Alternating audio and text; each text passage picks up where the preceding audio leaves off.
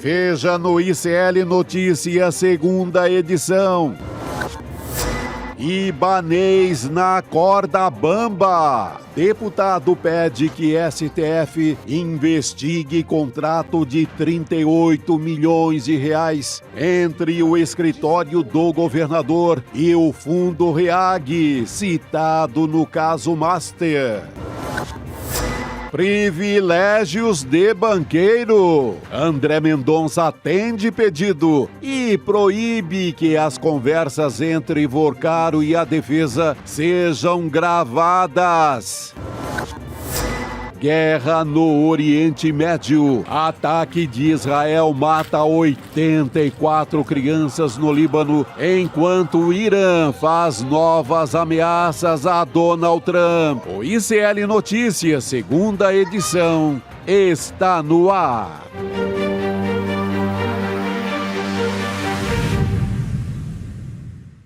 Olá, boa tarde, seja muito bem-vindo, seja muito bem-vinda. O ICL Notícias, segunda edição, está começando ao vivo em todos os nossos canais. Nesta terça-feira, dia 10 de março de 2026, ao meu lado hoje, a gente está numa composição um pouquinho diferente, neste N2. Juliano Medeiros, boa tarde, meu querido. Boa tarde, Gabi. Substituindo nada mais, nada menos que Chico Sá, hein? Que responsabilidade. Substituível. Que responsabilidade, o maior de todos. Mas estamos aqui, firme e forte. Daqui a pouquinho o Chico Sá está de volta com a gente. Você também, ao longo dessa semana. Verdade. Mas a gente vai estar em boa companhia. Daqui a pouco a gente vai a Brasília, onde a Heloísa Vilela está ao vivo com o deputado distrital Fábio Félix, do PSOL. Enquanto isso, eu vou contextualizar. Ele é nosso convidado hoje aqui no N2, porque ele pediu hoje ao ministro André Mendonça, do Supremo Tribunal Federal, que investigue um possível conflito de interesse, Juliano, envolvendo o governador do Distrito Federal, Ibanez Rocha, e a REAG, que é a gestora investigada pela Polícia Federal por fazer parte de um esquema de desvio de recursos pelo Banco Master. Então, segundo o documento que foi enviado ao STF, o escritório de advocacia do Ibanez Rocha fechou um contrato de 38 milhões de reais de venda de honorários de precatórios a um fundo ligado à REAG. Os precatórios são aquelas determinações da Justiça, né, para que os municípios, os estados ou então a União que façam pagamentos de decisões judiciais. Na prática, isso pode demorar muito tempo, costuma demorar anos, né, quiçá décadas. Bom, esse contrato foi fechado em maio de 2024, quando o BRB, naquela época, já vinha adquirindo carteiras do Banco Master, do banco do Daniel Vorcaro. Ao longo dos meses seguintes, o que aconteceu? O Banco de Brasília injetou mais de 16 bilhões de reais no Master e tentou comprar também o banco. A gente se lembra dessa história, uma transação que foi barrada pelo Banco Central e o BRB ainda tenta reaver esse dinheiro até hoje. Então vamos chamar em Brasília Heloísa Vilela, que está com o deputado distrital Fábio Félix do PSOL. Elô, boa tarde, deputado, boa tarde também. Boa tarde, Gabi. Boa tarde, Juliano. Pois é, o deputado Fábio Félix, inclusive, apresentou um pedido ao ministro do Supremo, André Mendonça, pedindo explicações a respeito dessa transação, né? O que mais chamou sua atenção nessa transação, o que o senhor espera do ministro André Mendonça? Primeiro, uma revelação importantíssima. Boa tarde para quem está acompanhando o ICL nesse momento. Boa tarde, Gabi. Boa tarde, Juliano. É uma revelação importantíssima, porque a gente já sabia do envolvimento direto do governador Ibanez Rocha na gestão pública em geral do DF, sendo sócio majoritário do BRB. Então, todas as perdas bilionárias que o BRB teve aqui, elas têm responsabilidade do governador Ibanez e não só do Paulo Henrique, que era o presidente indicado. E agora, uma revelação de uma relação privada do governador também com um dos fundos de investimento ligados ao Master, quer dizer, a REAG, com uma relação direta com o escritório de advocacia do governador, que vendeu esse precatório, né, os honorários advocatícios de um processo de mais de 300 milhões, vendeu esse precatório no valor ali apurado de 38 milhões, conforme está previsto no contrato. Então foi essa a venda feita pelo governador. Nos chamou a atenção porque foi em maio de 2024, no mesmo momento que o BRB já fazia transações com o Master, que o BRB chegou a fazer 31 bilhões de reais de transações com o Master.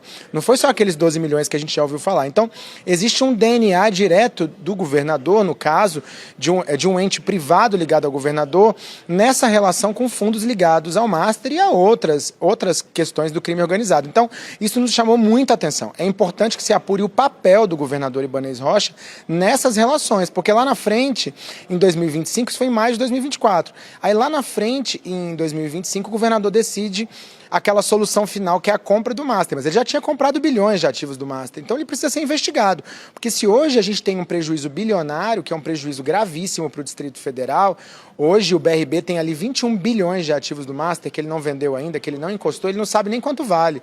A gente sabe que o prejuízo é bilionário para o BRB e para a população do DF, a gente precisa responsabilizar, apurar com rigor o banditismo político, né, de colarinho branco, que precisa ser responsabilizado pelo que está acontecendo. E o governador do DF precisa ser investigado.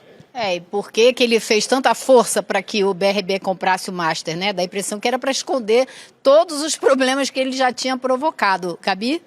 É isso. Elô, vou trazer aqui também a nota, a defesa do Ibanez Rocha, informando que o governador está afastado do escritório de advocacia desde 2018 e que ele não tem, abre aspas, informações sobre negociações realizadas quase 6 anos após o seu afastamento, fecha aspas.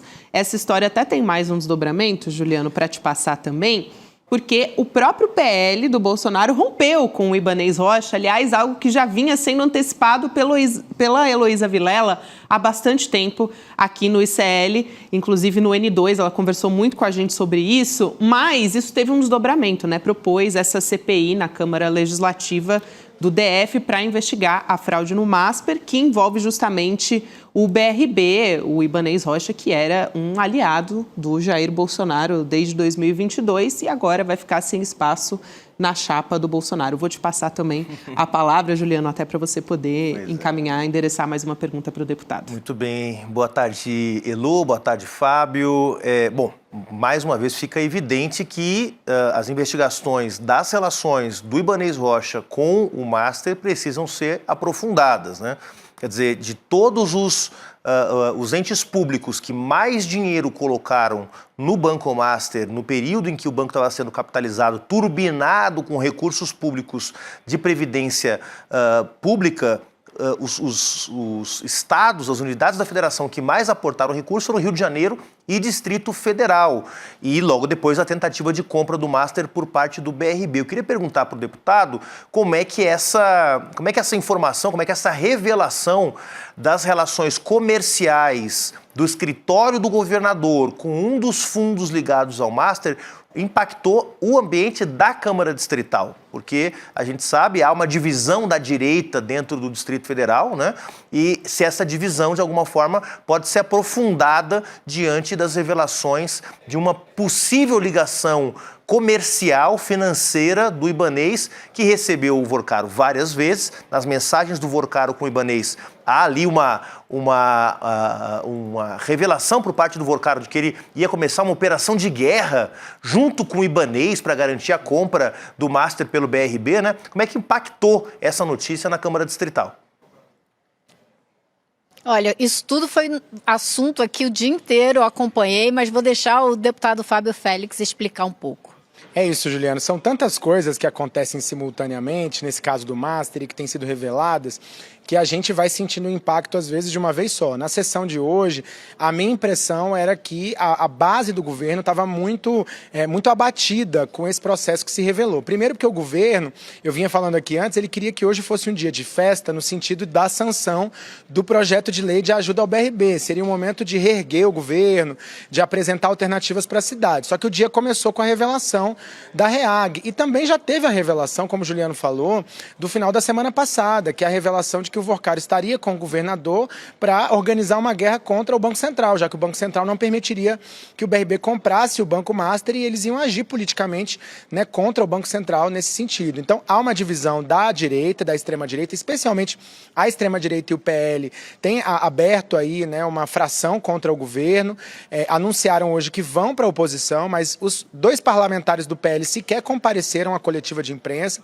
Então, é uma divisão ainda que não está consolidada por parte parte desses setores, eles apresentaram também um requerimento próprio de CPI com 4 assinaturas que representam essas defecções da base do governador Ibanez, né? Já na votação do PL foi 14-10, já teve uma defecção de 3 deputados da base do governador Ibanez. Então apresentaram um requerimento agora, a gente quer acreditar que não seja uma encenação, porque eles não assinaram o nosso requerimento, que existe desde o final do ano passado, e apresentaram um requerimento próprio com 4 assinaturas.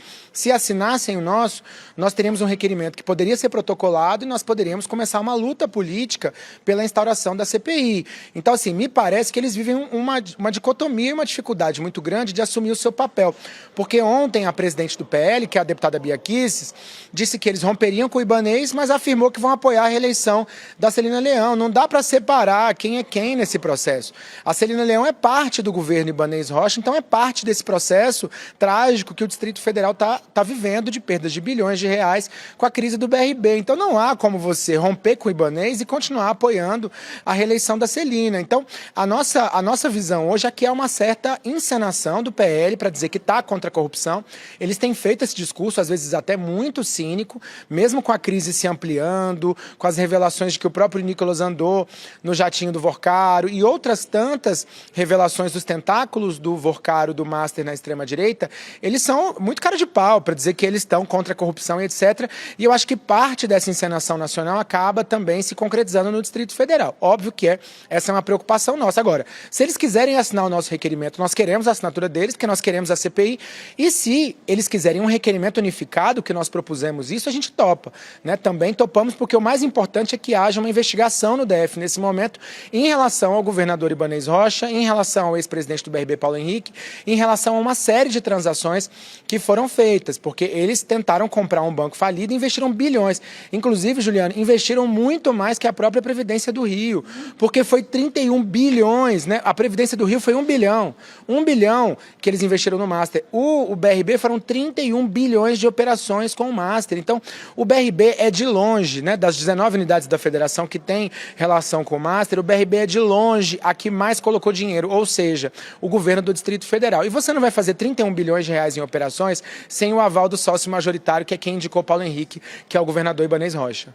Sem dúvida. Eu queria só dar um rápido contexto para quem não acompanhou. Existe uma CPI, um pedido de CPI, desde o ano passado, novembro do ano passado, já com 7 assinaturas.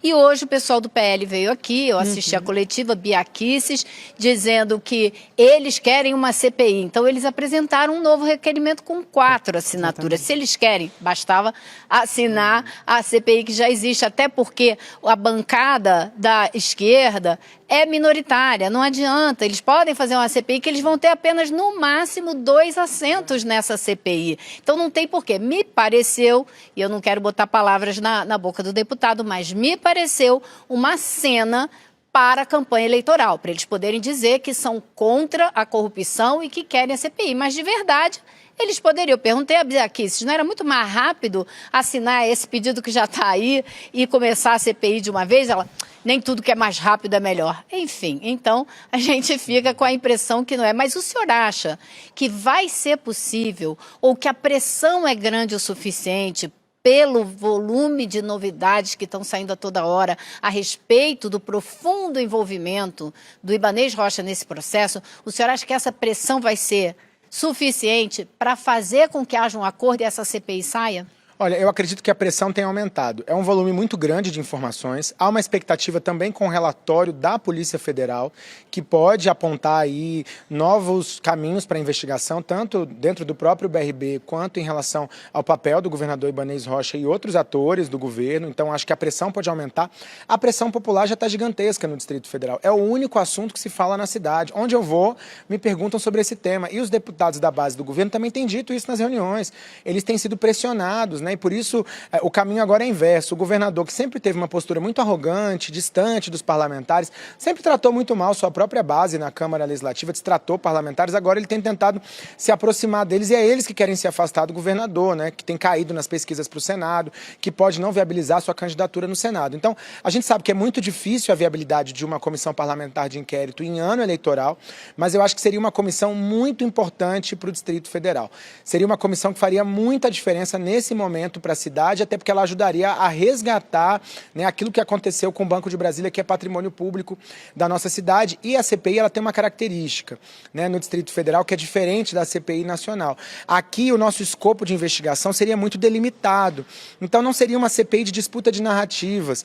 Por ser do DF, só pode tratar dos assuntos do DF, é isso que você está dizendo? Por ser do DF, ela só pode investigar as questões relacionadas ao Master com o BRB ou outras transações no DF, como o IPREV-DF, que é a Previdência dos Servidores, algo nesse caminho. Então, ela não entraria nessa disputa nacional de narrativas de qual é o setor político que estaria mais comprometido com a crise e o escândalo do Master. Então, ela seria uma CPI que teria um viés, eu acho que de investigação da situação do BRB e de apontamento daqueles que são os responsáveis por esse nível de banditismo político, né? É quase um assalto à mão armada num banco público, né? A retirada desses bilhões que vão gerar um prejuízo muito grande para a população do Distrito Federal na próxima década. A gente ainda nem sabe a consequência, o tamanho, a dimensão dessa consequência para a população do DF. Isso nos preocupa muito. Então, eu acho que há a possibilidade da crise escalar, né, a partir das informações que chegam agora, novos contratos podem aparecer, novas relações podem aparecer, e se essa crise escala, o legislativo ele é suscetível à pressão. Não há quem segure o poder legislativo. O que não era possível ontem se torna possível hoje. Então, assim, necessário até. E nós estamos cobrando, né, que o presidente da Câmara, que a mesa diretora, que os demais parlamentares se posicionem, dada a urgência e a cobrança social sobre esse tema. Ótimo. Gabi? Muito bem. Elô, quero muito agradecer aqui a presença do deputado distrital Fábio Félix, aqui, muito esclarecedora. A Elô vai continuar com a gente aqui no N2. Enquanto ela se ajeita, a gente ajeita aqui a nossa mudança na tela, vou aqui também trazer outra notícia, mas só para acrescentar o que a Elô estava falando, Juliana, é muito curioso porque, além de apresentar agora essa vontade de uma CPMI, eles recorreram até o Supremo Tribunal Federal, né, esses parlamentares bolsonaristas, para obrigar o próprio presidente do Senado, Davi Alcolumbre, e também, veja só que curioso, né, porque só leva em consideração o ministro do STF, Alexandre de Moraes, acompanha um pedido de impeachment contra o Moraes. Então, veja como os interesses ficam claros quando a gente olha para essas minúcias. A Elô, que já está a postos ali, até se ela quiser comentar também, né, Elô? E aí, na sequência, a gente vai trazer um outro assunto aqui também. Gabi, você desculpa, eu não entendi o que você falou, porque eu estava aqui na confusão. Imagina, Elô, imagina. Eu estava aqui acrescentando, né, sobre esse interesse dos bolsonaristas de pressionarem o presidente do Senado, Davi Alcolumbre, a instalar agora essa CPMI do Banco Master, e vem junto a essa pressão ao STF um pedido de impeachment contra o Alexandre de Moraes ao STF. Então, é muito claro ali qual é o interesse também dos bolsonaristas, né? Esse é o problema. Já existe um pedido de CPI apresentado pelo deputado Hollenberg, tem 201 assinaturas na Câmara dos Deputados, e ele, inclusive, já foi ao STF pedir um mandado de segurança para que essa CPI seja instalada. A exemplo do que aconteceu com a CPI da Covid, que só foi instalada depois que os políticos foram ao STF obrigar a instalação. Então, ele fez isso e no dia seguinte o pessoal da extrema-direita no Senado disse que ia fazer a mesma coisa, disse que ia também ao STF, mas ele foi primeiro. Então, existe esse perigo. Dependendo de quem controlar a CPI, você pode ter uma CPI, como a extrema-direita, que é toda voltada para responsabilizar ministro do Supremo. Quando a gente sabe que o dinheiro, no caso do BRB, por exemplo, o dinheiro público, né, vazou, foi por ali para a mão de muitos políticos, vazou por ali e foram deputados da extrema-direita que comprometeram a previdência pública de alguns estados do Brasil. Então, isso aí é o cerne da questão. Se tem alguma outra coisa que possa atingir algum ministro do Supremo, me parece pauta paralela e muito menos no caso do dinheiro público, da roubalheira, do envolvimento com crime organizado, com o tráfico de armas. Esse sim, para mim, me parece o cerne da questão. Tá claro agora, né, Gabi, Elô, que vai ter um jogo de empurra nos próximos meses, né? A extrema-direita, que está vinculada com o Daniel Vorcaro até a medula, Ibanez Rocha, governador do DF, Cláudio Castro, governador do Rio de Janeiro, Ciro Nogueira, o grande amigo, amigão do Daniel Vorcaro, Nicolas Ferreira, que andava de jatinho para cima e para baixo, Campos Neto, que não percebeu nada, não viu que o Banco Master estava erguendo uma das maiores fraudes financeiras da história do país. Tudo isso e a extrema-direita querendo empurrar isso para cima do governo federal ou para cima do Supremo Tribunal Federal e o governo e o Supremo dizendo, olha, nós não temos nada a ver com isso, vamos investigar para ver o que vai acontecer. Vai ser objeto de uma disputa, né, nos próximos meses, aliás, junto com o tema do INSS, junto com o tema do PCC e do Comando Vermelho, com o Trump intervindo, tema que nós vamos falar daqui a pouco. Então, isso é uma conjunção, né? É uma conjunção de temas, ao invés do país falar de isenção do imposto de renda, ao invés do país falar sobre medidas para combater a crise climática, ao invés do país falar sobre fim da escala 6x1, ao invés do país falar sobre feminicídio, o que a extrema-direita quer, e parte da grande mídia monopolista, é arrastar o debate público para esse lamaçal, né, de corrupção que provavelmente existiu e envolveu autoridades públicas. Né? É fundamental essa sua fala. Até você comentou aqui sobre propostas, né, assuntos que são importantes de serem tratados. É uma notícia que a gente vai trazer agora sobre o trabalhador de aplicativos, né, dos apps. Aliás, a gente tem falado sobre a urgência de tratar sobre diversos assuntos relacionados ao trabalho, precarização, esse é um deles. O presidente da Câmara dos Deputados, Hugo Mota, ele se reuniu hoje com ministros do governo Lula e o relator desse projeto, que regulamenta o trabalho por aplicativos, para tentar avançar com negociações sobre essa proposta, só que não chegou a um acordo, né, nesse grupo sobre o valor mínimo a ser pago pelas corridas ou pelas entregas que são realizadas, são feitas por meio dessas plataformas. O principal ponto de divergência é o piso de remuneração para esses trabalhadores. O relatório em discussão prevê o seguinte, um valor mínimo de R$ 8,50 por corrida ou entrega, e o governo defende um piso maior, em torno de R$ 10. Veja os valores que a gente está falando aqui, né? Hugo Mota disse que pretende acelerar a tramitação dessa proposta para permitir a votação no plenário até o final de abril. Tem um trecho de uma fala dele muito rapidinha para a gente voltar a discutir. Vamos lá assistir. Depende dessa negociação que está sendo feita. Existem pontos que já foram consensuados entre os interessados na matéria, existem alguns pontos ainda para negociar e nós pedimos aí ao relator da matéria, o deputado de líder Augusto Coutinho, que ele promova um esforço maior nesses próximos dias para que o texto possa ser concluído, publicizado e após isso apreciado na comissão especial em seguida em plenário. Em abril. Vamos tentar o quanto antes. Eu trabalho com esse calendário do mês de março para que até no máximo início de abril consigamos votar. Eu quero muito te passar a palavra até para tentar entender com você como é que isso tem sido enxergado pelos próprios trabalhadores dessas plataformas, né? Pois é, o ministro Boulos e o relator, eles conversaram não só com empresários, mas muito com os trabalhadores das plataformas. E esse mínimo de R$10 é uma reivindicação dos trabalhadores, a clara e explícita. Eles pediram esse valor que acham até que já está defasado. Existe toda uma discussão se devia haver um piso diferente para diferentes regiões do país, porque afinal de contas o preço de um lanche em São Paulo é diferente do preço de um lanche, sei lá, no Rio Grande do Norte, sabe? Então existe essa discussão.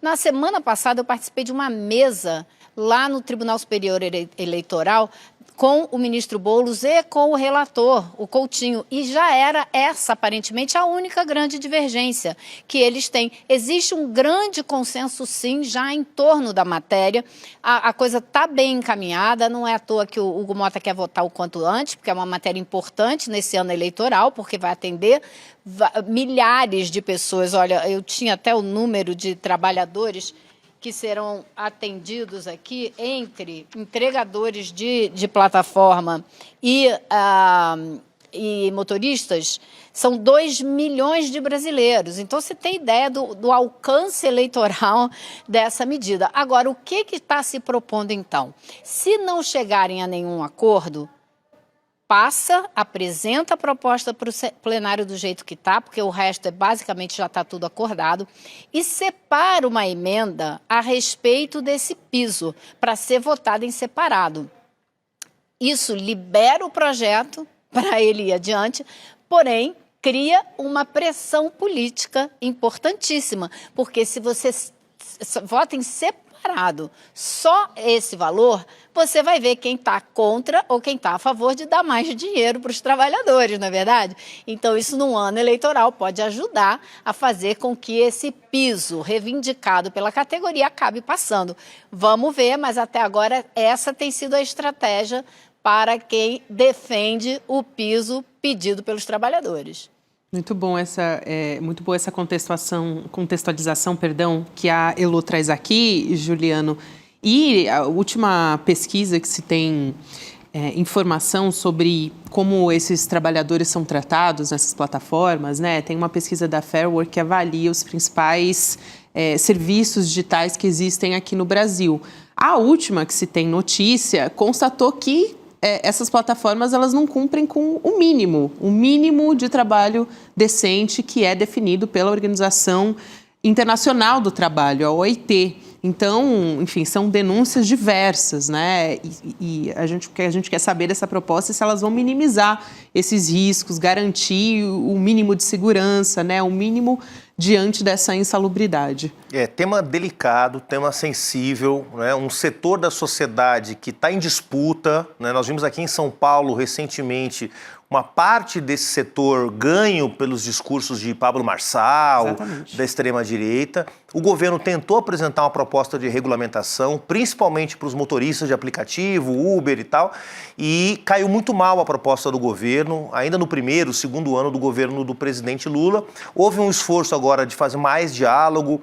O ministro Boulos, ainda como deputado, fez um esforço lá na Câmara de ir aproximando essa categoria do governo para fazer um processo de escuta e parece que chegaram num texto, né, Gabi, que é um texto que agrada a maioria desses trabalhadores e dessas trabalhadoras. É parte de uma disputa de rumos sobre o mundo do trabalho que o governo Lula está fazendo. Também o tema da escala 6x1, outra prioridade das prioridades para o semestre, né?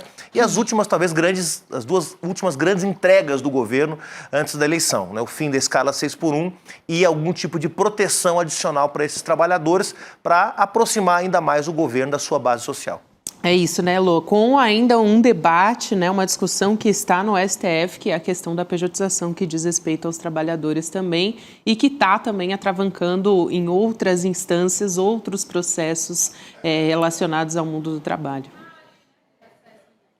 Olha, Gabi, teve outra coisa muito importante também nessa proposta, que foi acordada e está no texto. Esse projeto que está sendo apresentado agora, para regulamentar minimamente, ele se limita aos entregadores de aplicativos e aos motoristas de aplicativos. Por quê?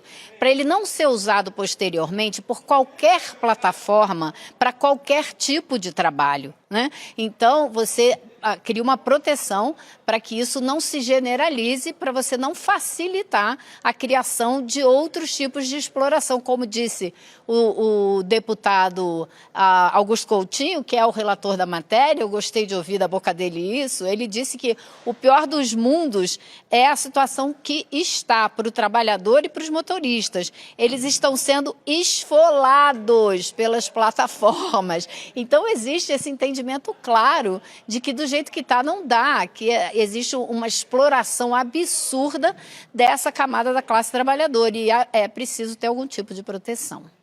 Excelente. Elo, obrigada por hoje. A gente se vê em breve, querida. Bom trabalho por aí em Brasília.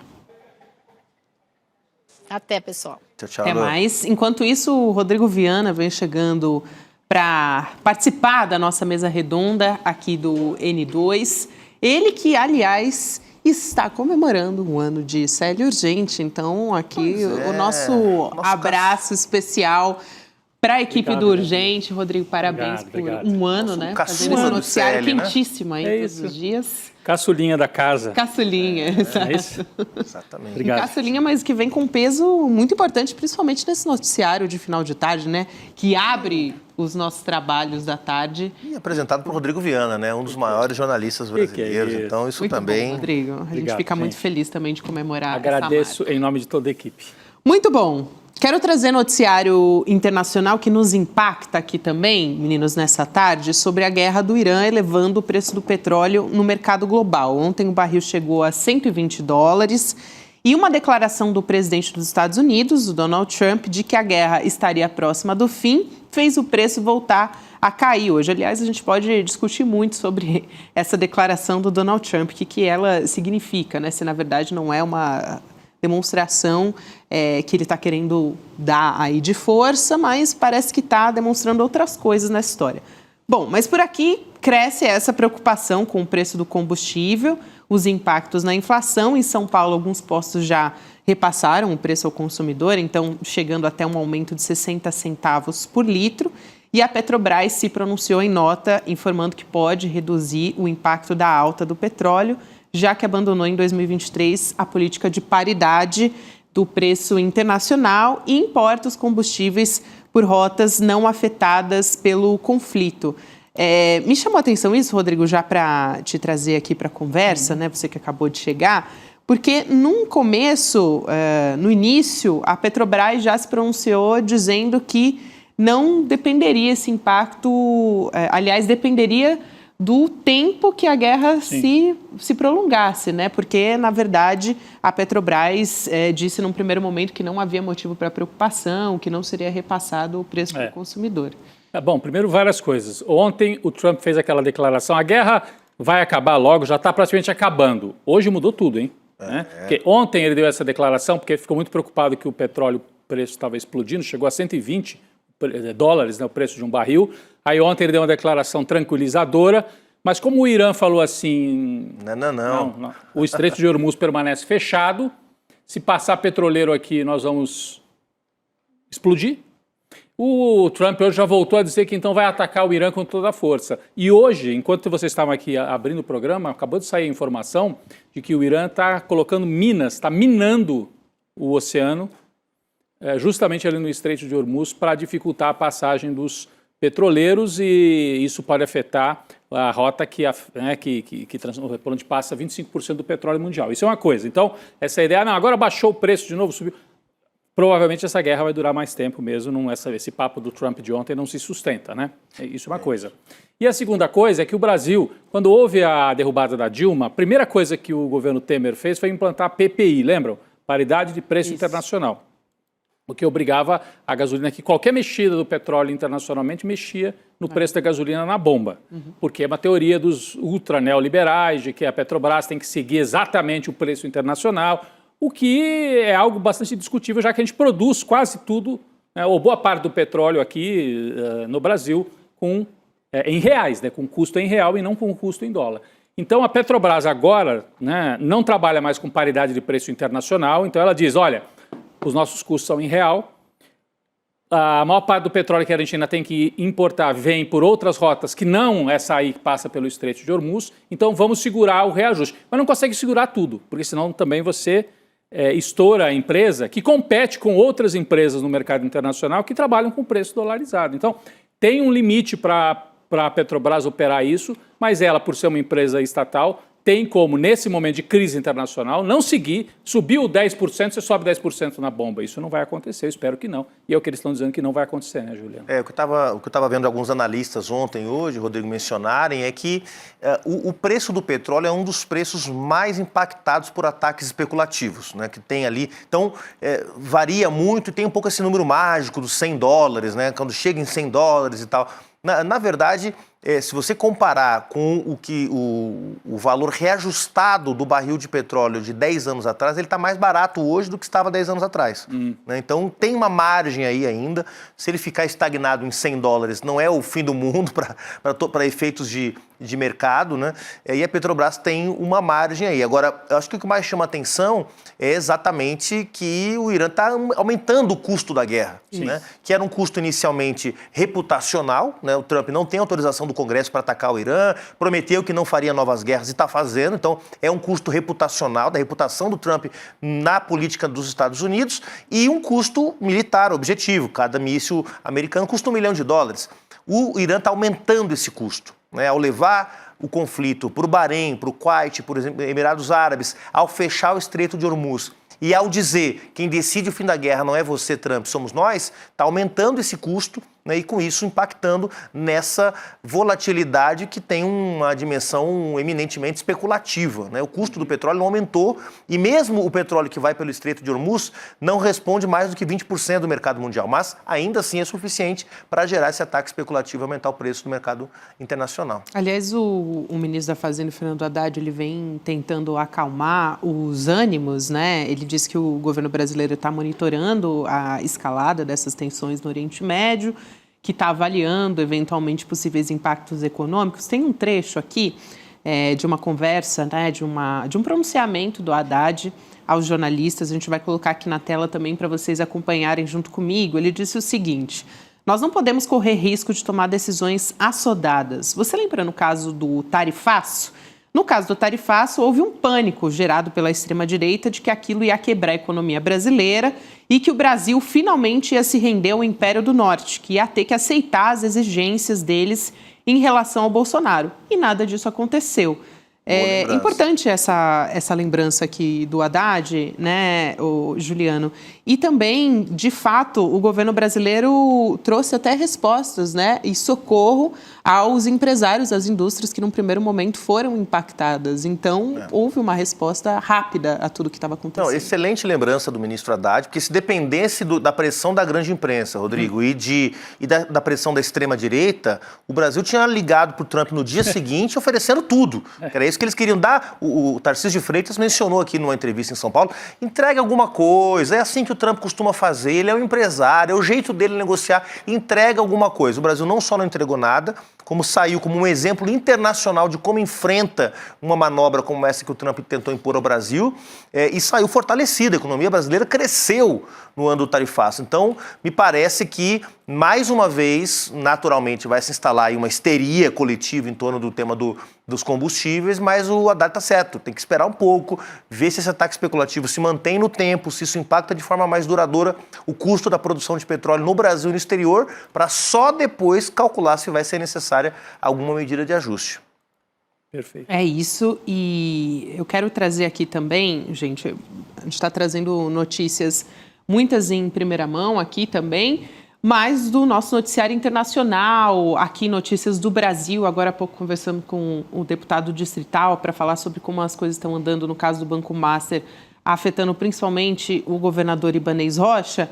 Tem o nosso grupo de WhatsApp do ICL, que não só traz as atualizações do nosso noticiário, que é super importante, então receber as notícias ali no grupo do Zap, mas também as novidades do ICL e do Instituto Conhecimento Liberta. Então, ações que a gente está fazendo, né, spoilers de coisas novas que a gente está trazendo. Aí eu posso até dizer aqui que a gente, claro, já está preparando uma nova novidade, mas entrando nesse grupo você pode ficar sabendo antes o que está acontecendo. Então, você pode entrar em icl.com.br/grupo, que aí você vai receber o nosso noticiário e também as notícias do ICL. Se você estiver me assistindo pela TV, também tem o QR Code aqui na tela. Você aponta o celular para cá e entra no nosso grupo do Zap também, Rodrigo. A novidade que deve vir até o fim desse mês é uma novidade tecnológica que o Eduardo Moreira vai anunciar. Então, se você entrar no grupo, você fica sabendo um pouco antes dos outros qual é essa novidade, que pode ter um impacto geral aí para quem trabalha com comunicação e para quem depende da comunicação no ano de eleições. Mais uma, né? Depois do oráculo. Exatamente, bem lembrado. A gente teve esse primeiro passo, aliás, um grande passo, né, no âmbito da tecnologia, e já vem esse spoiler aí, que é uma novidade relacionada à tecnologia também. Mas vamos seguir aqui com o nosso noticiário também. Daqui a pouquinho a gente vai chamar uma convidada para participar junto com a gente. Enquanto isso, meninos, eu já queria contextualizar mais uma vez um caso ligado ao Banco Master. O ministro André Mendonça, do STF, decidiu proibir a gravação das conversas entre o Daniel Vorcaro e os seus advogados na penitenciária federal em Brasília. Proibir não, liberar, né? Aliás, proibir a gravação. Proibir a gravação, certo. Exatamente. Eu tô maluco. A decisão que atende um pedido da defesa do Daniel Vorcaro, né? Na solicitação, a defesa alega que a medida seria necessária para garantir o pleno exercício do direito. Então, essa é a justificativa dos advogados do Vorcaro. Além de proibir as gravações, o André Mendonça também autorizou que os advogados realizem visitas sem agendamento prévio. Então, existe toda uma discussão aqui no âmbito jurídico sobre a prerrogativa do advogado, né, e também dessas conversas serem sigilosas ou não. E, por outro lado, qual é a representação que essa figura tem? Recentemente, a gente descobriu na semana passada uma bomba relacionando as conversas do Daniel Vorcaro com uma verdadeira organização criminosa, né, Rodrigo? Então, tudo isso a gente vai trazer a nossa convidada já para falar especificamente sobre esse caso, e ela vai poder trazer a análise dela no caso do direito, mas acho que a gente já pode começar essa discussão aqui na nossa mesa redonda também sobre o impacto que isso tem nas investigações. Quer começar, Juliano? Não, pois é. Eu acho que assim, primeiro são dois aspectos. Primeiro, o tema do agendamento, né? Eu acho que isso caracteriza, nós vamos ouvir a nossa convidada daqui a pouco, mas parece um privilégio um pouco inusual. Não acho que os outros presos aí que estão no sistema penitenciário podem receber visita do advogado a qualquer momento. É óbvio que interessa para quem quer a verdade, para quem quer a transparência, para quem quer a investigação que vá a fundo nesse caso, que o Vorcaro tenha todo o direito de defesa garantido, para que depois não use lá na frente a prerrogativa de ter o direito de defesa cerceado ou limitado para tentar anular a investigação, anular a inquérito, anular a condenação. Então, deixa ele se defender, todos os direitos têm que ser garantidos para que isso lá na frente não seja usado contra o processo. Segundo, no tema das gravações, eu estou com uma dúvida, eu confesso, porque tem tanto vazamento, Rodrigo, nesse caso do Master, tem tanta gente usando coisa que... E eu não estou nem falando das conversas, não, porque as conversas revelaram a gravidade do que está por trás do esquema Daniel Vorcaro. Mas tem coisa seletiva sendo vazada por gente da PF, assim, eu tenho um pouco de dúvida se uma gravação do Daniel Vorcaro com a sua defesa nesse momento não podia ser vazado para criar ainda mais confusão no ambiente de uma investigação já tão complexa, de uma investigação que provavelmente vai chegar nas altas autoridades do Poder Judiciário brasileiro.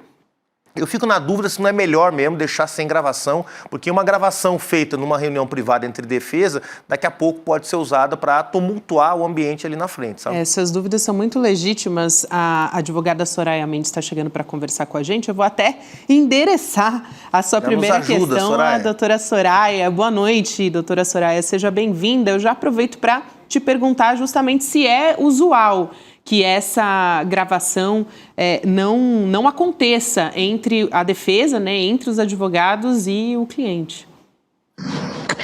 Bom, boa noite a todos, boa noite a todas, boa noite a todos que nos acompanham pelo ICL. É um prazer estar com vocês, conversar com você, com todos e todas aí. Deixa eu me desculpar, antes de tudo, eu estou com a voz bem prejudicada. Somos duas, pode ficar tranquila, doutora. Estive ativamente nas manifestações de domingo, no 8 de março, e fui ao Gigante da Beira-Rio assistir a final do Campeonato Gaúcho. E não, Juliano, eu xinguei muito o juiz, xinguei muito o time adversário e não adiantou nada, mas eu pelo menos sou pé quente porque eu não perdi, eu empatei. Mas a voz se foi, então vou fazer um esforço aqui para a gente conversar sobre os nossos temas. Olha, respondendo já a tua pergunta, ela é uma pergunta complexa de ser explicada, porque muitas vezes a gente tem, enquanto militantes, o desejo de que as coisas se esclareçam na mesma medida em que muitas ilegalidades foram cometidas com militantes de esquerda durante o período que a gente vivenciou, seja desde lá da ação penal 470 até a Lava Jato. Mas o ponto principal é o seguinte: a proibição de que qualquer gravação, a inviolabilidade da comunicação entre advogado e o seu cliente tem que ser preservada. Isso está no nosso estatuto, no Estatuto da Advocacia, né?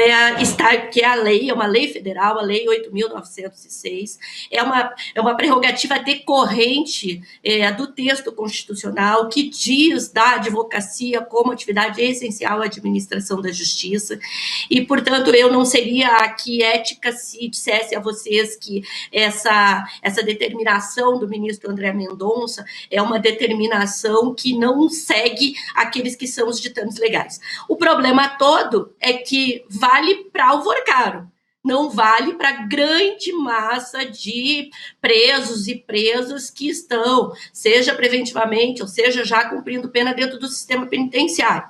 Porque o que tem acontecido, e a OAB tem se manifestado muito a esse respeito, as entidades que representam a advocacia criminal, especialmente, eu faço parte da ABRACRIM, Associação Brasileira de Advogados e Advogadas Criminalistas, nós sempre nos manifestamos tratando deste tema, dizendo que trata-se de uma violação a prerrogativas, e mais do que de uma violação de prerrogativas da advocacia, mas também uma violação aos direitos dos presos. Mas isso acontece no Brasil inteiro, infelizmente. Então, o ponto aqui é que o André Mendonça, ele está sendo, com o Vorcaro, o mais garantista dos garantistas.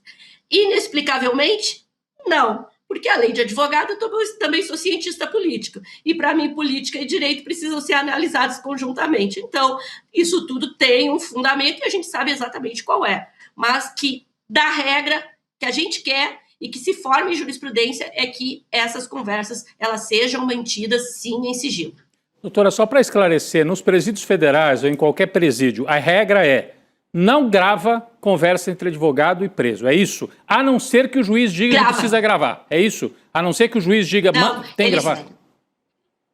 Tem gravado. Por mais que a gente tenha trabalhado insistentemente para que isso não aconteça, se tem, sim, em vários momentos, exceções nesse sentido, principalmente quando se trata de organizações criminosas. A violação, ela começa na medida em que o advogado ou a advogada não pode ingressar com nenhuma forma de anotação, enfim, então tudo tem que ser falado, e tem que ser falado muitas vezes através destes sistemas de videoconferência, que são sistemas que, de alguma forma, podem também transcrever as conversas. Então, o que eu estou querendo te dizer é que a realidade prisional, ela não é a realidade que respeita a regra como o Vorcaro vai ter garantido. Eu não posso dizer que eu quero que o Vorcaro tenha o mesmo tratamento, porque o tratamento é um tratamento absolutamente ilegal, violador. Mas essas violações, elas são, infelizmente, corriqueiras. Eu tenho, particularmente aqui no escritório, trato com colegas que chegam e que trazem relatos nesse sentido, e que a gente tem denunciado, inclusive, até para a Comissão Interamericana de Direitos Humanos, por conta dessas situações que são corriqueiras, viu? Eu acho que fica claro, até uma das questões que tinham sido colocadas antes, Rodrigo, na semana passada a gente falou muito sobre isso, era eventualmente de uma delação premiada do Daniel Vorcaro e sobre a possibilidade de um líder de organização criminosa, né, é isso que está sendo imputado, poder delatar, então, sobre o Vorcaro eventualmente firmar esse contrato. E tem até uma lei de 2019, né, que vem no bojo do pacote anticrime da época, que fala sobre o monitoramento de conversas com autorização judicial, quando o suspeito é justamente alguém que faz parte, né, que integra uma organização criminosa. Eu também estava com dúvidas em relação a isso, né? Qual é o limite disso, levando em consideração que é um caso de segurança extremamente delicado, como o do Daniel Vorcaro. A gente viu o vazamento das conversas, né, doutora, falando sobre moer uma funcionária. Mas veja, eu coloco as duas questões. Eu coloco, existe a previsão legal que já é violadora por si, Sim. embora venha sendo chancelada pelos tribunais, e existem as gravações que são feitas à revelia, porque uma coisa é o que acontece na penitenciária aqui da Papuda e outra coisa que acontece num rincão, num cantão do Brasil. Então, não são poucas as vezes. E elas não precisam nem ser monitoradas. Vez por outra, o estabelecimento prisional ele não oferece condições a ponto de que se possa ouvir a conversa, inclusive, do outro lado da porta. Então, eu estou só trazendo a realidade daqueles que estão dentro do sistema prisional, Sim. além do que está previsto. E fora as ilegalidades mesmo. Sim. A gente tinha juiz federal plantando escuta dentro Da cela, né? Dentro da cela em Curitiba, né, gente? Então, de fato, o que a doutora Soraya está nos trazendo é que a realidade é um pouco mais complexa mesmo nesse caso, né? Interessante. Isso é importante. Eu até, ainda sobre esse caso, mas trazendo uma outra discussão aqui com a doutora Soraya, tem informação de que o Daniel Vorcaro, ele recebeu informações sigilosas do Ministério Público Federal 4 meses... Perdão, 4 meses antes de ser preso no ano passado. Quem enviou as informações foi o comparsa dele, o Luiz Felipe Mourão, o sicário, que morreu recentemente, né, logo depois que foi preso, e são informações da coluna da Malu Gaspar, do Globo. Nessas mensagens, o sicário encaminha para o Vorcaro 3 arquivos com apurações sigilosas da Procuradoria da República no Distrito Federal em formato PDF. E na época, em julho de 2025, na época do envio dessas mensagens, o Banco Central já tinha detectado àquela altura dificuldades do Master em captar recursos, né, em honrar compromissos, fez esse alerta. Mais uma naquela esteira que você falou sobre os vazamentos que têm acontecido, né? E o sicário, ele atuava, pelo que se tem notícia depois da operação, ele era realmente a pessoa que fazia a execução dessas informações, né? Não só levava adiante as decisões do Vorcaro, né, as ações que ele decidia, mas também que levava informações sigilosas de Polícia Federal, de Interpol, enfim. Aparentemente eles tinham um esquema para entrar no sistema da Justiça Federal, que é isso que você acabou de falar. Então o Vorcaro ficava sabendo de coisas que não devia saber, porque eram processos sigilosos, né? Num dos casos, inclusive, isso teria sido passado para um jornalista que deu a notícia para que depois eles pudessem até ingressar com o pedido da defesa em relação a isso. Agora, isso é algo que a gente está deixando passar e não devia, né? A morte desse sicário, desse sujeito que era o operador do Vorcaro, morreu dentro da cadeia, dentro da Polícia Federal lá em Belo Horizonte.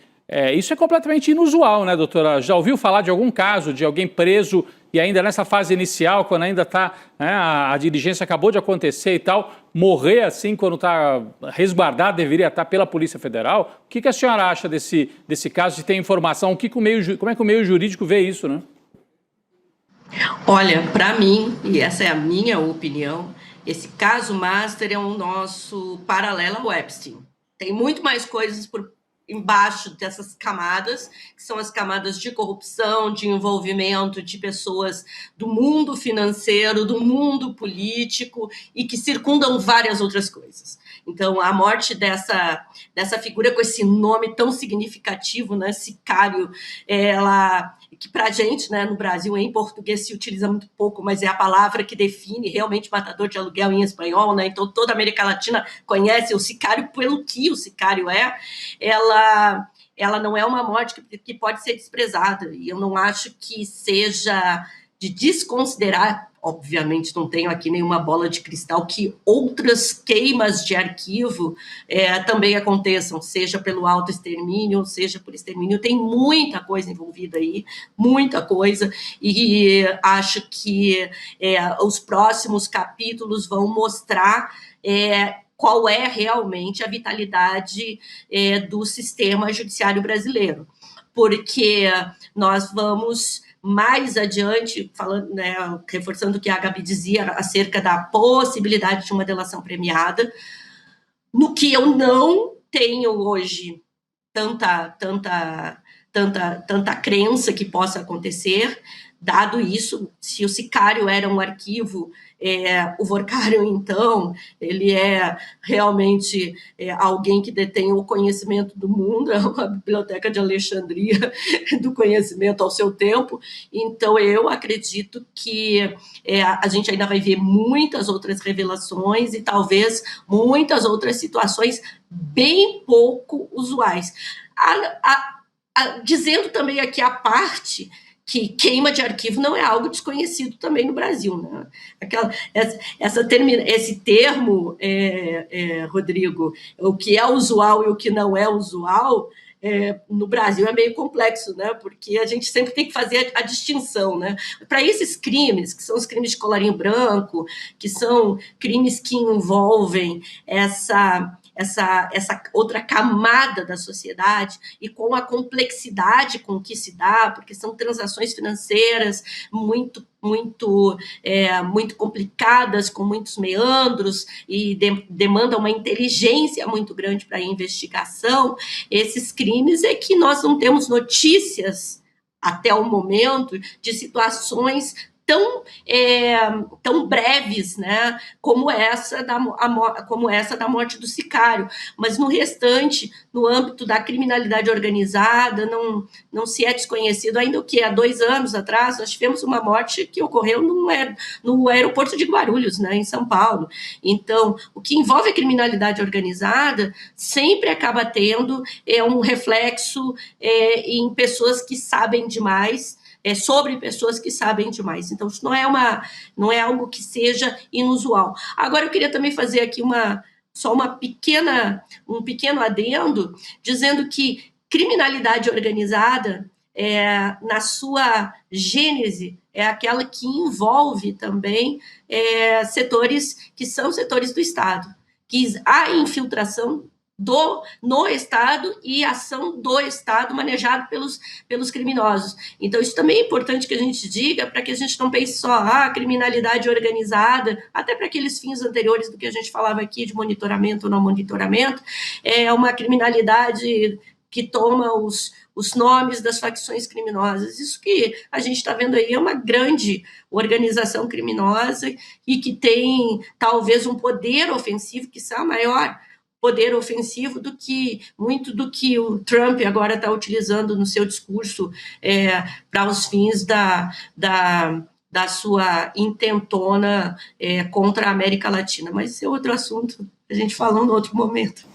Agora, muito grave, né, doutora Soraya, que vazamentos do Ministério Público. A gente já sabia que o Vorkário provavelmente tinha algum nível de incidência sobre ministros do Supremo, que tinha vários senadores no bolso, que tinha muito trânsito com diretores e ex-diretores do Banco Central, sobretudo aqueles indicados na gestão do Temer e do Bolsonaro, Rodrigo Viana. Mas agora o Ministério Público, será que isso explica o tal do mal-estar que estava instalado entre a PGR e o STF, porque decisões da PGR não estavam sendo atendidas pelo STF? Você acha que na gênese desse suposto mal-estar entre PGR e STF tem aí alguma informação que o Gonê sabia de alguém dentro da PGR facilitando a vida do Vorkário lá atrás?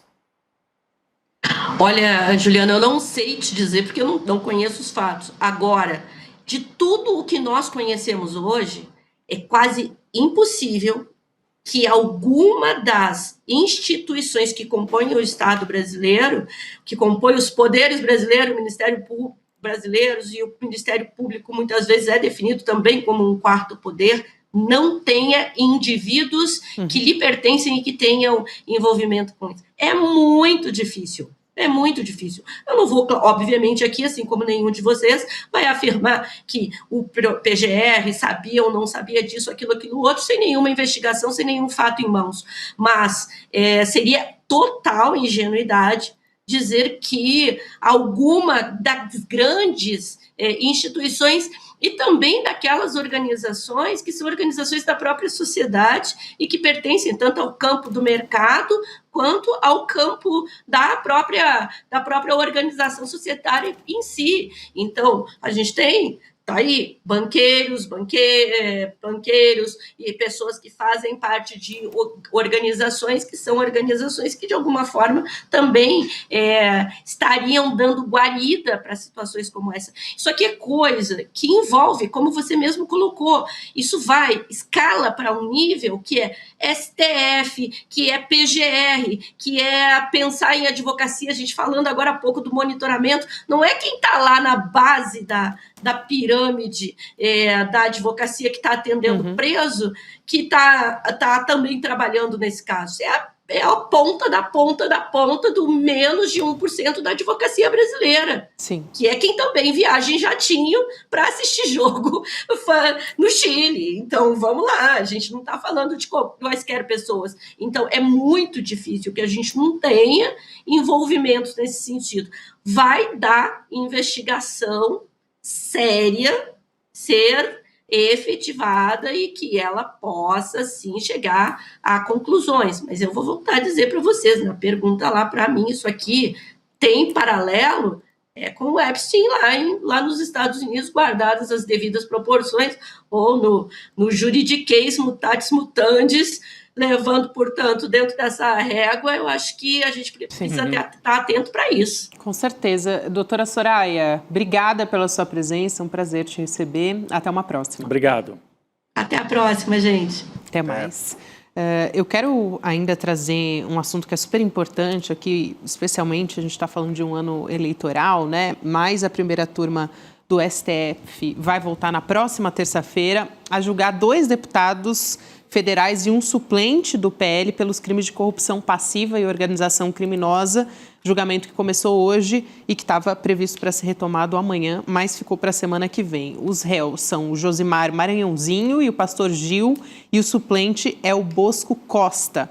A Procuradoria-Geral da República pediu a condenação de todos eles e outros 5 réus no processo por desvio de emendas parlamentares. Por isso que eu disse que é tão importante num ano eleitoral a gente falar sobre isso. Eles são acusados de cobrar propina para liberar os recursos e a PGR também diz que eles cobraram R$1.600.000 para liberarem R$6.600.000 para a cidade de São José de Ribamar, no Maranhão. É um caso emblemático, né, sobre as emendas parlamentares. Esse é um bom exemplo, Gabi, das questões que a gente deveria estar debatendo no Brasil nesse momento. Exatamente. A extrema-direita tenta construir um ambiente que mostre que o Brasil está no rumo errado, que tudo é corrupção, que tudo é banco master, que tudo é INSS, que tudo é PCC, Comando Vermelho, sendo que, na verdade, o bolsonarismo e o Centrão estão operando, né, quase que livremente, não fosse o esforço da Polícia Federal e do ministro Dino de revelar os esquemas das emendas, mas operando quase que livremente para fazer esquema com o orçamento público. O que o Brasil tinha que estar debatendo, além do fim da escala 6x1, além da isenção de imposto de renda como uma conquista, além dos direitos para os motoristas e entregadores por aplicativo, era a retomada do orçamento público e o fim da farra das emendas, porque a farra das emendas, Gabi, virou um problema crônico do orçamento brasileiro, né? E, embora haja um esforço do ministro Flávio Dino de disciplinar, de garantir transparência, ainda tem muita coisa errada sendo feita. Esse julgamento, que são 2 deputados de 5º escalão do Centrão, do baixíssimo clero, ele não está tendo a repercussão que merecia, mas é importante porque pode criar o precedente necessário para que peixes muito mais graúdos passem a ser julgados logo que a Polícia Federal traga à tona fatos como esses, desvios de emendas parlamentares que se tornaram recorrentes no Brasil. É isso, Rodrigo. Depois a gente vai voltar a falar sobre esses assuntos também. Não sei se você queria comentar, mas eu queria lembrar que hoje é terça, então é dia de Precisamos Conversar. Precisamos Conversar, vem aí com a Juliana Baroni, a Sucena, Márcia Tiburi, a Sara Zara, e assuntos bastante indigestos, né, que o Precisamos vai conversar hoje. No 8 de março, né? Então a conversa é sobre o verdadeiro sentido do 8 de março, o que as mulheres querem, né? Direitos, respeito, menos violência. Infelizmente, todos os dias a gente está noticiando casos de estupros, de feminicídio. Aliás, a escalada da violência contra a mulher também é assunto. A urgência de educar os meninos, a responsabilidade dos homens diante disso. Então, é um assunto que se debate hoje, não precisamos conversar. Eu acho que é mais do que urgente essa conversa hoje, que você pode entrar no grupo também para receber primeiro os spoilers do que vai acontecer. E até quando o escândalo é de um homem, né, a mulher é que acaba se expondo. Como nesse caso aqui do Vorcaro, né? Quer dizer, até agora a única coisa que vazou do Vorcaro são as conversas dele com a namorada. É claro, ali no meio tinha uma outra conversa que tinha interesse público, que era ele contando para ela alguns fatos. Agora, 90% do chat eram conversa de dois namorados. Aliás, não tinha que ter vazado, porque a lei diz isso. De cunho íntimo, inclusive. É de cunho íntimo. Mas mesmo que não seja de cunho íntimo, o que não interessa para a investigação está escrito na lei, você tem que destruir. Né? Eles vazaram tudo junto. E aí foi muito mais exposta a companheira, que, aliás, ela não é investigada, então é uma exposição assim, absurda. Né? Ela foi exposta de uma maneira absurda, sem ser investigada. Ela não tem nada a ver com o Master. Até pela conversa, isso fica até evidente, né? Ela ficava perguntando, mas quem é esse? Quem é aquele? Ela não participava da gestão de nada. Claro. Ela era uma namorada, tinha conhecido ele.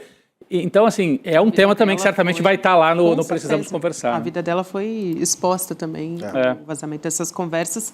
O grupo, para você entrar, icl.com.br/Precisamos Conversar, assuntos urgentes hoje, gente, imperdível. Nessa terça-feira, aliás, deveria ser o ano inteiro, né? Não só na ocasião do 8 de março, mas vamos começar, então, tratando aqui desses assuntos nessa terça-feira também. Aliás, seguindo aqui, Juliano, você até comentou sobre essa questão dos Estados Unidos terem essa intenção de designar, de classificar facções criminosas brasileiras como grupos terroristas. Você já tinha falado sobre isso, esse é um dos assuntos que a gente vai tratar aqui agora no N2. O Jamil Chad fez uma reportagem sobre isso, ele explicou que dificilmente, conversando com diplomatas, dificilmente o governo Trump vai recuar de fato dessa iniciativa que abre caminho para intervenções militares no Brasil, mas o Mauro Vieira tem conversado, inclusive, com o secretário de Estado dos Estados Unidos, o Marco Rubio, a respeito desse assunto. O presidente Lula deve fazer uma visita a Washington ainda nesse mês, e o Itamaraty tem entrado em contato, então, com o departamento para falar sobre isso. A viagem tinha sido suspensa por causa da guerra do Irã, mas agora esse encontro com o Trump ganha uma nova complicação, né? Como é que vai seguir? Mas se tem alguém, eu conversava mais cedo, o Rodrigo e Juliano, com o Pedro Costa Júnior, a respeito disso, ele disse, se tem alguém que pode endereçar e pode ter alguma solução, né, ir ao encontro de alguma medida a respeito desse assunto, é o Lula, já que a gente teve o exemplo do tarifaço e de outras retaliações contra o Brasil também. Vou aqui consultar a minha voz na consciência se o Amaury Chamorro, né, nosso consultor em comunicação política, já está a posto para conversar aqui com a gente. Mas, enquanto isso, sim, ele já está a posto para conversar com a gente. Chamorro, boa noite. Bem-vindo ao N2. Obrigado. Para mim é sempre uma honra estar aqui com vocês. Uma honra te receber também. Chamorro, eu já te pergunto sobre a possibilidade real de uma intervenção dos Estados Unidos contra o Brasil, no caso, né, e há tudo para acontecer a qualquer momento dos Estados Unidos decidirem por essa designação como grupos terroristas do CVV e do PCC. Bom, os Estados Unidos vêm atuando já há algum tempo, criando uma condição legal dentro do seu próprio país para poder realizar ofensivas militares no continente latino-americano. A ameaça da invasão ao México foi a partir da classificação dos cartéis mexicanos de grupos terroristas. O sequestro do presidente Nicolás Maduro e do bombardeio à Venezuela acontece dentro do contexto de indicar o narcoterrorismo de um suposto grupo, de um cartel de los soles, né, cartel dos sóis, que nunca existiu. Inclusive, Maduro foi sequestrado dia 3, dia 6, oficialmente o governo dos Estados Unidos disse à justiça americana que não existiu o cartel dos sóis, ou seja, é uma desculpa midiática para poder invadir um país. Então, classificar os grupos criminais do Brasil e de outros países da América Latina de terroristas permite que os Estados Unidos, ou seja, que o governo, dos Estados Unidos, possa atuar sem precisar da autorização do Congresso dos Estados Unidos. Ou seja, para eu poder invadir um país ou bombardeá-lo, ou declarar uma guerra, ou realizar uma ação militar, eu preciso de autorização do Congresso. Porém, se a legislação dos Estados Unidos permite que eu, sendo presidente, queira invadir um país ou queira realizar qualquer tipo de ação militar contra um terceiro por uma questão de terrorismo, ou seja, de segurança nacional, então eu não preciso dessa autorização.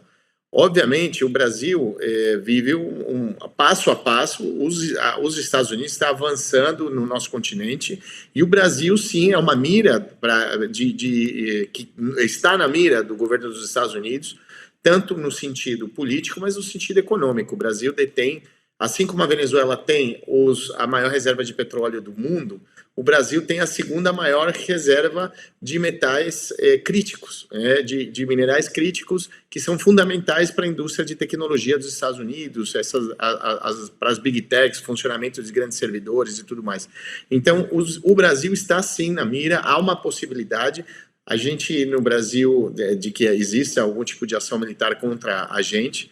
O Brasil sempre se distanciou um pouco disso, né? O Brasil acredita, é meio como uma coisa de ficção, de filme, de Netflix, qualquer tipo de ação dessa, mas os Estados Unidos já vem demonstrando cercar todo o nosso continente com a mobilização de armas, de aviões, de barcos, de militares.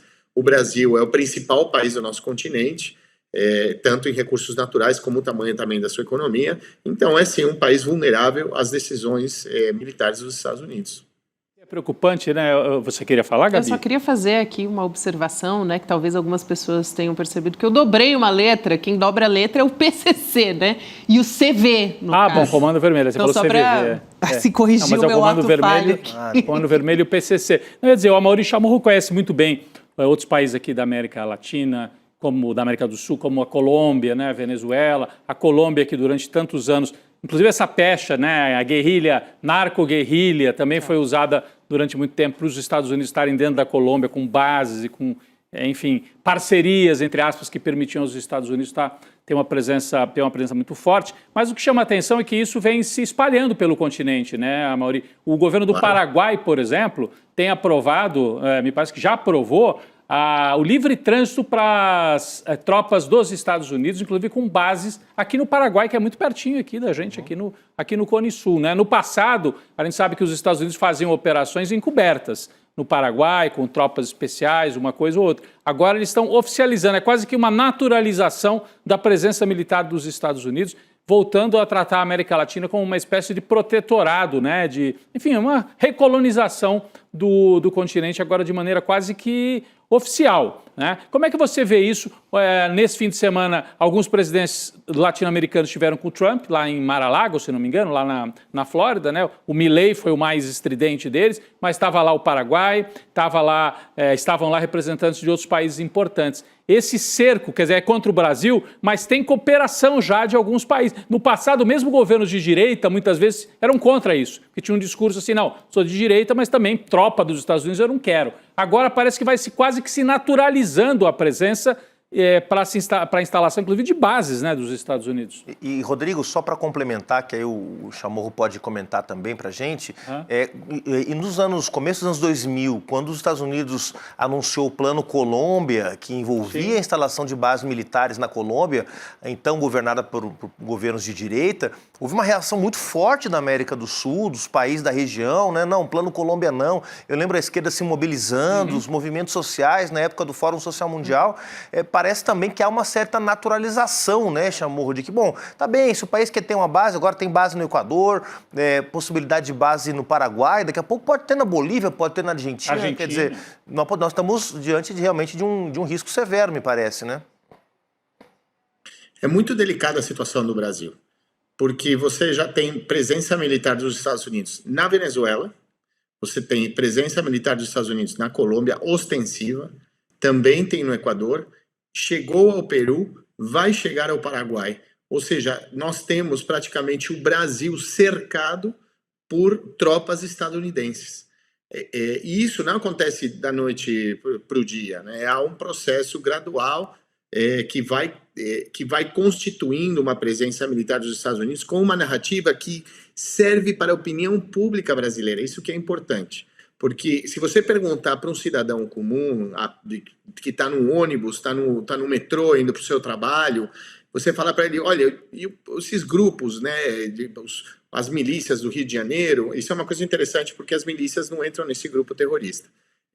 Você tem as milícias, você tem o Comando Vermelho, você tem o PCC, você tem o ADA, você tem qualquer tipo de grupo criminal, eles são terroristas. Claro que eles são terroristas.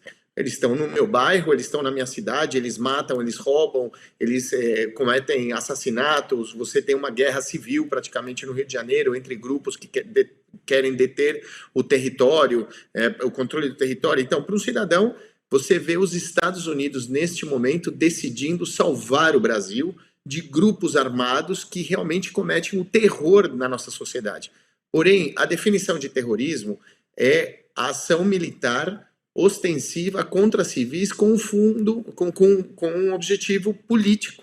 Isso, o PCC não faz isso, o Comando Vermelho também não faz isso. Então você tem uma justificativa de uma narrativa que permite não só os Estados Unidos poderem invadir qualquer país, inclusive o Brasil, e você também tem uma ação comunicacional de trabalho, de construção dentro da opinião pública brasileira que permita o brasileiro apoiar esse tipo de ação. Essa é uma construção que eu venho acompanhando já há 2 décadas no nosso continente. Então você tem sempre uma justificativa dos Estados Unidos, que é algo que não tem a ver com a realidade concreta.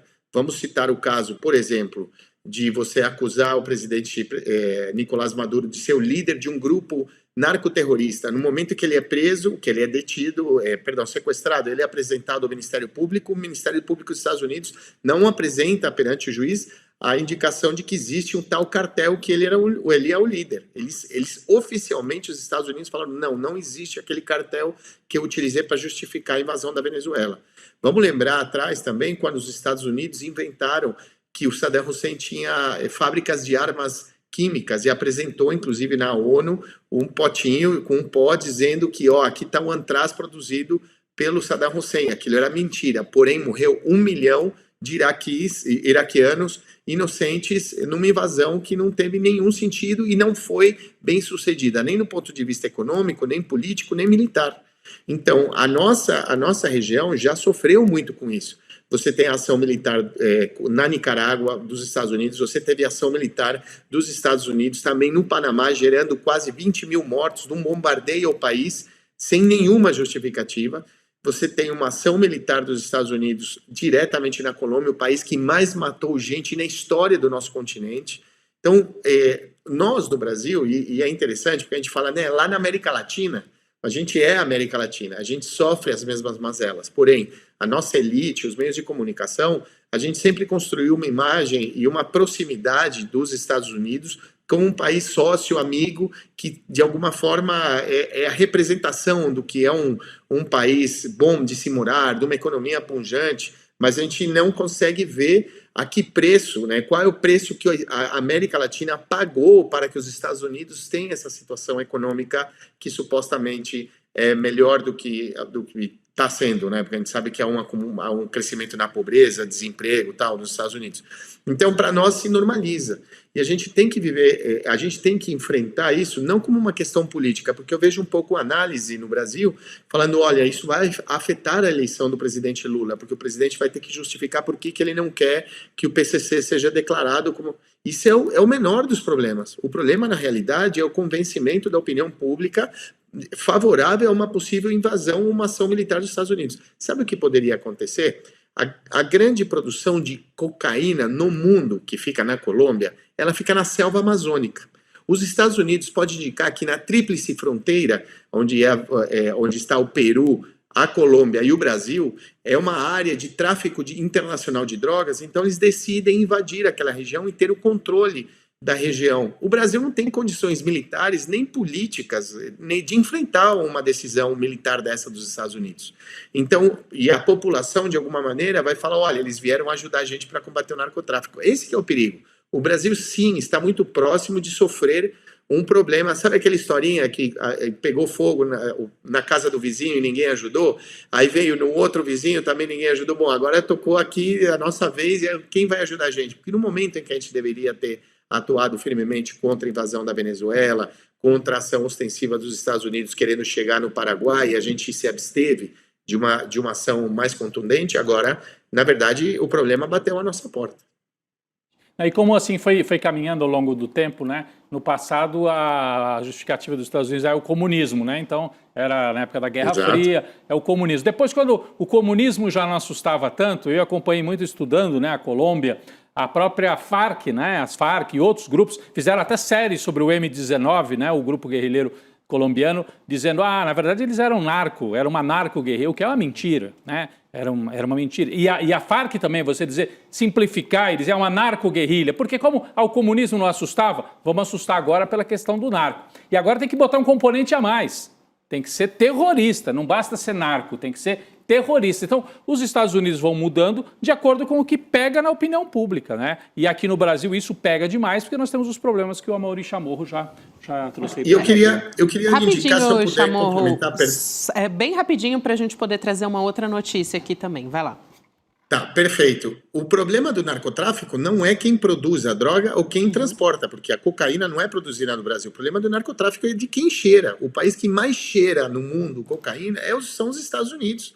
Então, em vez de eles investirem em guerras no nosso continente e matarem pessoas no nosso continente, eles deveriam gastar esse dinheiro para tratar a sua sociedade, que é absolutamente doente. Exatamente. Perfeito. Eu falei de trazer uma outra notícia aqui também que é muito importante sobre os ataques de Israel contra o Líbano.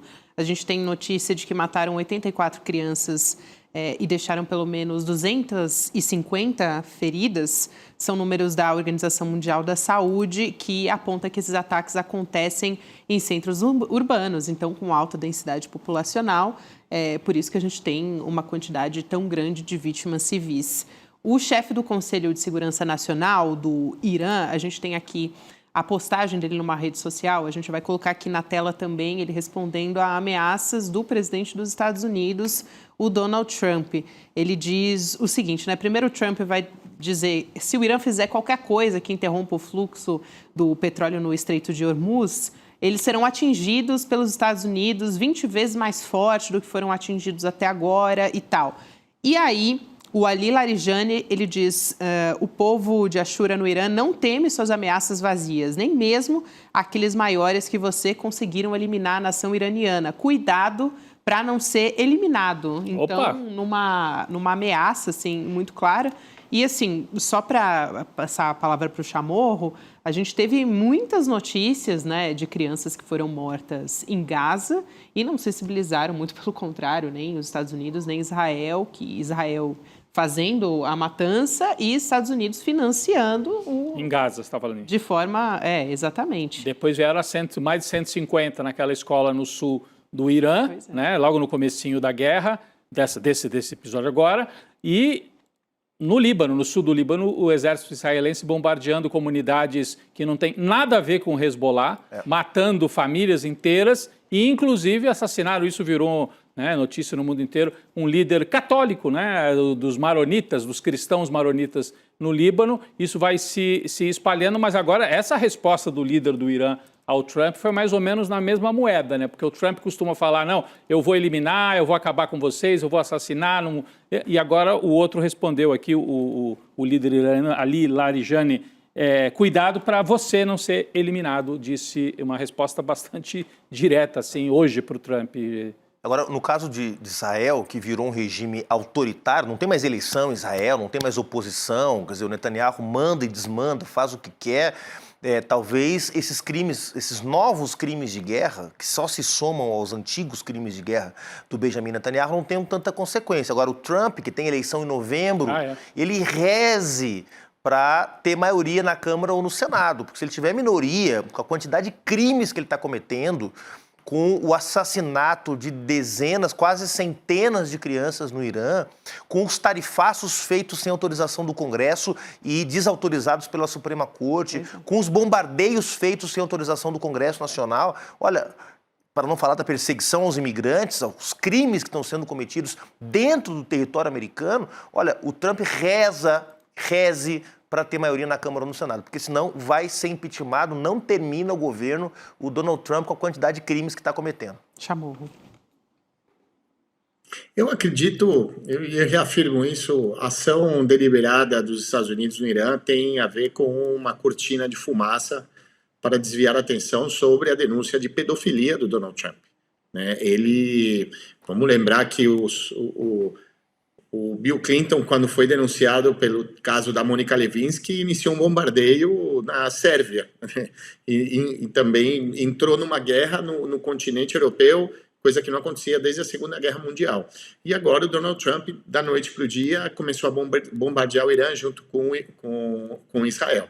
Isso é, sem dúvida alguma, uma forma de distração da opinião pública para debaterem a questão da subida do preço do combustível, do petróleo, a questão do fechamento do Estreito de Hormuz, falar de drones, falar de foguete, falar de bomba nuclear, mas na verdade ninguém está falando no fato de que que existem milhares de fotos, vídeos e documentos que comprovam de alguma forma de que ele tinha uma participação direta numa rede de pedofilia, né? Então, essa distração ela é muito funcional ao Donald Trump. Agora, o que realmente pega para ele, além das denúncias, porque nos Estados Unidos realmente bateu muito na questão da opinião pública em relação ao Donald Trump, a sua relação com Epstein, mas também a situação econômica. Você já tem números muito desfavoráveis ao Donald Trump. A sociedade americana não está preocupada com as 100 crianças que morreram no Líbano ou as 80 que morreram no Irã. A sociedade americana, de alguma forma, não se importa com o resto do mundo. Sempre foi assim. Eles votam conforme a economia. Se o desenvolvimento econômico, ou seja, se os juros estiver baixo, se há maior poder aquisitivo, se o emprego for pleno, se há uma perspectiva de futuro, então está tudo ótimo.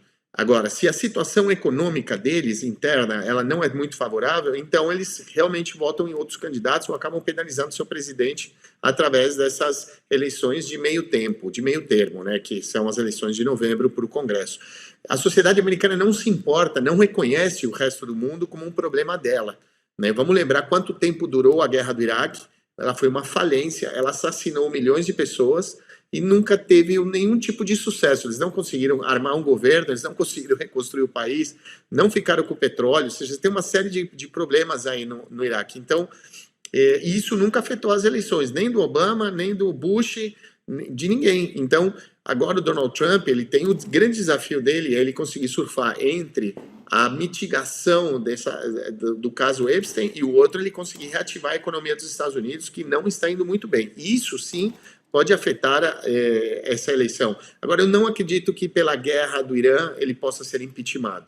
Apesar dele não ter amplo apoio nos Estados Unidos, a diferença do que ele teve sobre o sequestro do presidente Maduro, né? O sequestro do presidente Maduro deu, sim, uma upada na opinião pública favorável em relação a ele, coisa que não está acontecendo com o Irã. Inclusive, o que ele diz, sempre que ele fala do Irã, ele fala, olha como funcionou o meu plano Venezuela. Né? Eu sequestrei o presidente, agora eu tenho controle absoluto da maior reserva de petróleo do mundo, a presidenta que está lá, ela responde a mim, a gente é super amigo e está tudo certo. É a mesma coisa que eu vou fazer lá no Irã. Isso é impossível, né? As realidades são diferentes, em todas as dimensões possíveis, mas é a forma dele de tentar criar de novo um factoide para sobreviver. Exato. Quero muito agradecer aqui ao Amaury Chamorro, a sua presença no N2, sempre um prazer te receber. Até uma próxima. Obrigado, Amaury. Até mais. Obrigado a vocês, para mim é sempre uma honra.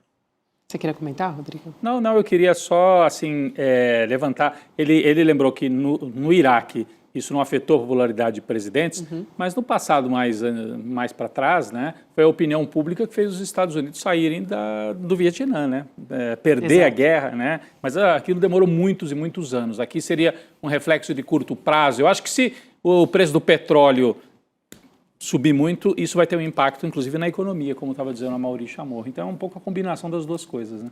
Exatamente. Bom, vamos para o Precisamos Conversar, então? Vamos. Tem assuntos muito importantes. Pra casa, ouvindo o Precisamos Escutar. Somos dois, então precisamos escutar. Precisamos escutar. E precisamos conversar também. É isso aí, gente. Então, a gente agora fica com Precisamos Conversar.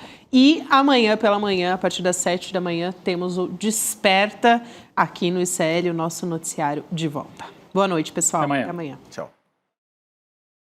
No ICL, o conhecimento transforma realidades. São mais de 300 cursos com alguns dos maiores nomes do Brasil, em economia, política, filosofia, história, finanças pessoais, autoconhecimento e muito mais. Aqui, cada aluno faz parte de um projeto único, 100% independente e financiado pelos próprios estudantes. É graças a quem se torna aluno que o ICL existe e o jornalismo livre chega até você. Se inscreva agora em icl.com.br e torne-se aluno. Estude, apoie e faça parte da revolução do conhecimento.